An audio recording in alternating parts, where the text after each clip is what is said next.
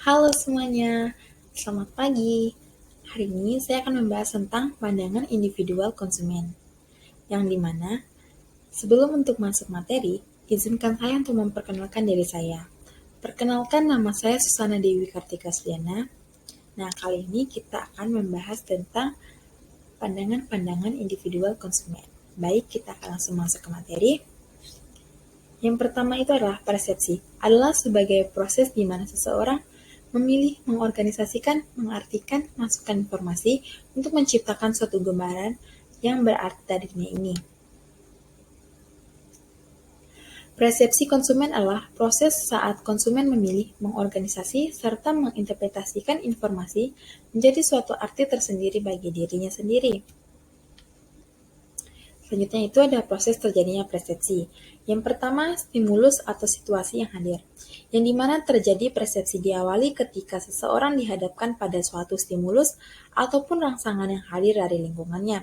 Yang kedua, registrasi. Dalam proses registrasi, suatu gejala yang nampak adalah mekanisme fisik yang berupa penginderaan dan saraf seseorang berpengaruh melalui alat indera yang dimilikinya. Yang ketiga itu interpretasi.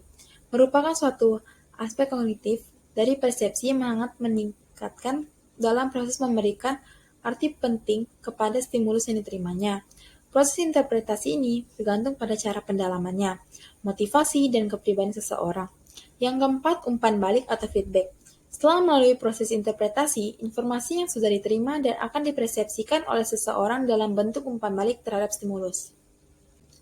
Baik, kita akan lanjut ke faktor yang mempengaruhi persepsi, yang dimana faktor yang mempengaruhi persepsi ini dibagi menjadi dua, yaitu faktor internal dan faktor eksternal. Nah, saya akan menjelaskan tentang faktor internalnya. Yang pertama, fisiologis. Informasi masuk melalui alat indera, selanjutnya akan diperoleh untuk mempengaruhi dan melengkapi usaha untuk memberikan arti terhadap lingkungan sekitarnya. Yang kedua, perhatian. Individu memerlukan sejumlah energi yang dikeluarkan untuk memperhatikan ataupun memfokuskan pada bentuk fisik dan fasilitas mental yang ada pada suatu objek, yang dimana energi tiap-tiap orang itu berbeda. Nah, sehingga perhatian tetap seseorang itu akan selalu berbeda terhadap objek-objek yang berbeda dan akan mempengaruhi persepsi terhadap suatu objek. Yang ketiga, minat. Persepsi terhadap suatu objek bervariasi tergantung pada seberapa banyak energi atau yang dikeluarkan dan digerakkan untuk mempersepsikan.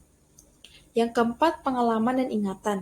Pengalaman ini dapat dikatakan tergantung pada ingatan dalam arti sejauh mana seseorang dapat mengingat kejadian-kejadian yang lampau untuk mengetahui suatu rangsangan dalam pengertian luas. Yang kelima itu suasana hati, yang dimana keadaan seseorang mempengaruhi perilaku seseorang. Mood ini menunjukkan bagaimana perasaan seseorang pada waktu yang dapat mempengaruhi bagaimana seseorang itu menerima dan bereaksi dalam mengingat. Nah, kita akan lanjut ke faktor eksternalnya. Yang pertama, ukuran dan penempatan dari objek atau stimulus, yang dimana faktor ini menyatakan bahwa semakin besarnya hubungan suatu objek, maka semakin mudah juga untuk dipahami. Bentuk ini akan mempengaruhi persepsi individu dan dengan melihat bentuk ukuran suatu objek individu, akan mudah untuk perhatian pada gilirannya untuk membentuk persepsi. Yang kedua, warna dari objek-objek. Objek-objek tersebut mempunyai cahaya yang akan lebih banyak dan itu akan lebih mudah dipahami. To be appreciated dibandingkan dengan yang sedikit. Nah, selanjutnya untuk keunikan dan kekontrasan stimulus, itu adalah stimulus luar yang penampilannya dengan latar belakang dengan sekelilingnya yang sama sekali di luar dugaan kita, individu yang lain akan lebih banyak lebih menarik perhatian. Selanjutnya, intensitas dari kekuatan stimulus. Stimulus dari luar akan memberi makna lebih jika diperhatikan dibandingkan yang hanya sesekali untuk dilihat. Kekuatan dari stimulus ini merupakan daya dari suatu objek yang bisa mempengaruhi persepsi. Yang terakhir, motion atau gerakan, yang dimana individu akan banyak memberikan perhatian terhadap objek yang memberikan gerakan dalam jangkauan pandangan dibanding objek yang diam. Selanjutnya, kepribadian adalah keseluruhan cara seseorang individu bereaksi dan berinteraksi dengan individu lainnya. Oke, di sini ada ciri-ciri kepribadian, yang dimana akan dijabarkan lagi. Yang pertama, karakter. Karakter adalah konsekuen tidaknya dalam mematuhi etika perilaku, konsisten tidaknya dalam memegang pendirian atau pendapat. Yang kedua, temperamen, yaitu disposisi reaktif seseorang atau cepat lambatnya mereaksi terhadap rangsangan yang ada dalam lingkungan. Yang ketiga, sikap, sambutan terhadap objek yang bersifat positif, negatif, ataupun ambivalen. Yang keempat, stabilitas, yang dimana kadar kestabilan reaksi terhadap rangsangan dari lingkungannya. Seperti itu tidak mudah, karena mudah tidaknya tersinggung, marah, sedih, ataupun putus asa itu adalah merupakan contoh dari sikap stabilitas.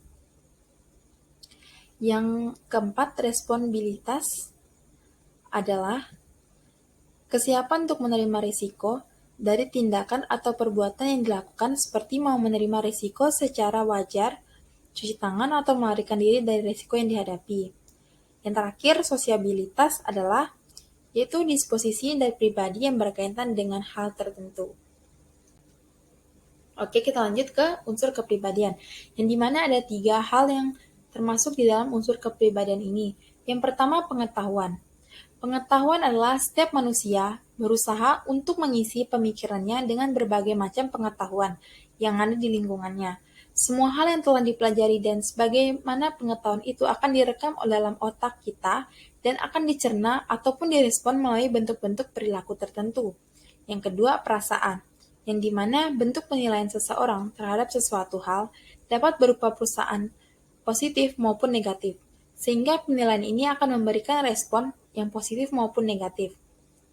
Nah, dalam setiap perilaku juga akan didasarkan pada perasaan yang mempunyai penilaian yang subjektif, karena setiap manusia mempunyai penilaian terhadap seseorang itu akan berbeda-beda. Yang ketiga, dorongan naluri. Nah, dalam dorongan naluri ini, keinginan yang ada pada diri seseorang akan bersumber dari panca indera sebagai aksi yang kemudian dicerna dan diwujudkan dalam bentuk reaksi. Setiap dorongan naluri sebagai perwujudan dari keinginan manusia untuk menanggapi rangsangan tersebut.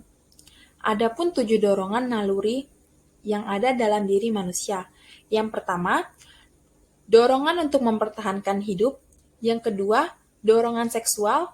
Yang ketiga, dorongan untuk mencari makan. Yang keempat, dorongan untuk bergaul dan berinteraksi dengan sesama manusia. Yang kelima, dorongan untuk meniru tingkah laku sesamanya. Yang keenam, dorongan untuk berbakti. Yang ketujuh, dorongan akan keindahan, bentuk, warna, suara, dan gerak. Selanjutnya, pembelajaran adalah hasil dari pemrosesan informasi secara sadar, tidak sadar, maupun tidak terfokus. Sedangkan pembelajaran konsumen adalah suatu proses yang dimana pembelajaran ini secara terus-menerus berlangsung dan terus berubah sebagai akibat dari pengetahuan yang diperoleh atau dari pengalaman yang sebenarnya. Adapun macam-macam teori pembelajaran konsumen. Yang pertama, teori Thorndike, teori Skinner BF, teori Brunner, teori Robert M. Gagner, teori Piaget. Selanjutnya, memori atau ingatan. Proses mental yang meliputi pengkodean, penyimpanan, dan pemanggilan kembali informasi dan pengetahuan yang semuanya terpusat di dalam otak. Jenis-jenis memori atau ingatan. Yang pertama itu ingatan sensori, yang yaitu bersifat sementara dan jangka waktunya sangat pendek. Memori ini dianggap sebagai tempat penyaringan yang nantinya akan diteruskan pada short-term memory. Contohnya, ketika kita pertama masuk dalam sebuah kelas baru, kita akan berkenalan dengan teman sebaya kita yang berada dalam kelas tersebut kan. Akan tetapi kita tidak bisa mengingat kembali nama yang teman kita dalam satu kelas, karena dalam waktu itu sangatlah singkat. Memori ini biasanya bertahan sampai 4 detik dan dapat menangkap suatu objek 12 icon sampai tidak terhingga. Yang kedua, ingatan jangka pendek atau short-term memory, yang dimana tempat kita menyimpan memori jangka pendek ini masuk ke dalam sensori memori dan diteruskan pada memori ini. Karena memori ini jangka pendek, maka diteruskan dari short-term memory, maka ini berlangsung lebih lama dari sensori memori. Ingatan ini berlangsung ketika kita memusatkan pikiran dan perhatian pada suatu objek, akan tetapi memori ini terdapat sebagian yang hilang, dan sebagiannya lagi diteruskan pada long-term memory, yang ini biasanya bertahan sampai 15-30 detik, dengan 2-7 icon atau objek yang diingat. Yang ketiga, ingatan jangka panjang long-term memory, yang dimana memori ini dapat bertahan lama dalam waktu yang lama dan bahkan permanen. Biasanya ingatan ini dapat sesuatu berarti sehingga sulit untuk dilupakan. Ingatan ini dalam masuk memori ini biasanya merupakan kejadian masa lampau atau kenangan pada masa lalu yang sangat berarti. Memori jangka panjang ini dapat hilang ketika seseorang mengalami kerusakan fungsional dari sistem keingatannya, yaitu dengan amnesia. Pemikiran adalah suatu yang diterima seseorang dan dipakai sebagai pedoman sebagaimana diterima dan masyarakat keliling. Motivasi adalah proses yang menjelaskan tentang intensitas, arah, dan ketekunan seseorang individu untuk mencapai tujuannya. Sedangkan motivasi konsumen adalah keadaan di dalam pribadi seseorang yang mendorong keinginan individu untuk melakukan kegiatan-kegiatan yang berguna untuk mencapai suatu tujuan. Nah, adapun faktor-faktor yang mempengaruhi konsumen. Yang pertama itu produk. Produk adalah segala sesuatu yang dapat ditawarkan untuk dikonsumsi. Sedangkan harga, dalam pembelian motivasi ini dipengaruhi oleh harga, misalnya seorang konsumen dengan pertimbangan ekonomis dan memilih harga yang sesuai kemampuannya. Sedangkan pelayanan yaitu keberhasilan pemasaran produk sangat ditentukan oleh baik tidaknya pelayanan yang diberikan oleh suatu perusahaan dalam memasarkan produknya. Lokasi memiliki pengaruh yang nyata dalam pemilihan konsumen. Pada umumnya konsumen ini akan memilih dealer yang sangat-sangat dekat dan untuk tempat tinggal mereka. Yang terakhir, ada jenis-jenis motivasi, yang dimana ada motivasi rasional dan motivasi emosional. Yang dimana motivasi rasional adalah pembelian yang didasarkan kepada kenyataan-kenyataan yang ditunjukkan oleh produk kepada konsumen dan merupakan atribut produk yang fungsional serta objektif dengan keadaannya, misalnya kualitas produk, harga produk, ketersediaan barang, efisiensi kegunaan barang tersebut dan dapat diterima. Sedangkan motivasi emosional adalah dalam pembelian berkaitan dengan perasaan, kesenangan yang dapat ditangkap oleh panca indera. Misalnya dengan memiliki suatu barang tertentu, dapat meningkatkan status sosial, peranan merak, dan menjadikan pembelian menunjukkan status ekonominya dan pada umumnya bersifat subjektif dan simbolik.